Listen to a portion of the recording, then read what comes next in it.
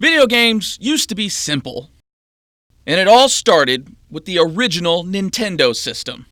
You were in control of the action on the screen, and those graphics. But now,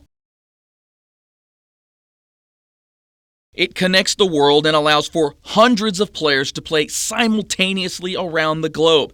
In fact, eGaming has become big business. In 2019 so far, the gaming industry has had revenues of almost $37 billion. The amount of data used, 96 petabytes. That's enough for over 35 billion copies of the original Super Mario Bros. Most gamers nowadays started with humble beginnings. Smash Bros. Is like one of the big ones. Probably say Mario Kart.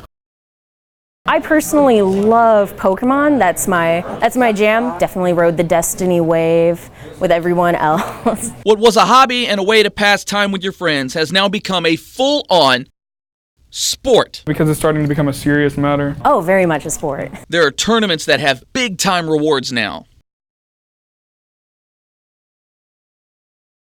I think it's like grown like a whole lot. Like recently with the Fortnite World Cup, that 13 or 14-year-old, he won like what, $3 million? Yeah, which is insane. I was dreaming of having $20 when I was 13 or 14 years old. The state of Arkansas has taken notice by making eGaming a AAA-sanctioned sport, handing out trophies and everything. I think it's amazing, especially for like kids who like do this all the time. It's basically a sport, but on computers, instead of just running and hurting yourself. Now the way it works is there are 3 different games in which players can compete in. Rocket League. Basically like race car soccer. League of Legends. 5 teammates on each side defending towers. It's more of a capture the point thing. And Smite. Kind of the same concept as League, but you play as gods and deities and champions of every pantheon. Players compete in each game and score wins for their team just like any traditional sport. And just like football or basketball, there's plenty of strategy and cooperation involved. Sometimes I tell them how they kind of should be playing, because I've played the game for about 3-4 years now. But yeah, I'll teach them how to build or tell them what they need to build and why. There's a lot of coordination, a lot of teamwork. Which characters do you use that will help you for this scenario, or they might not help you for this scenario? So there's a lot more to it than just going in guns blazing.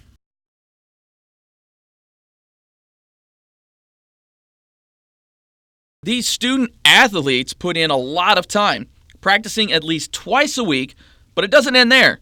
They also practice at home. You don't have a good grasp of the game until you've spent at least 200 hours playing the game. But also like on-the-field sports, students have to maintain their grades in order to participate.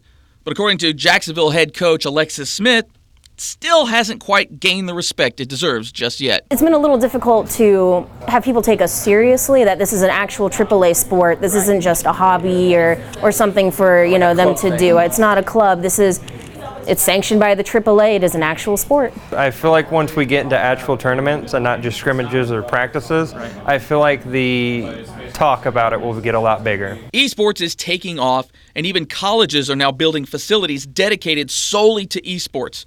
YouTube and Twitch have made watching professional gamers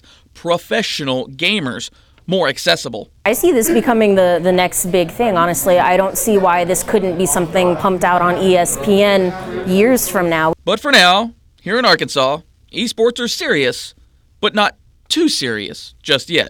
Just have fun. That's all we're about, is having fun. As long as we have fun, we all win.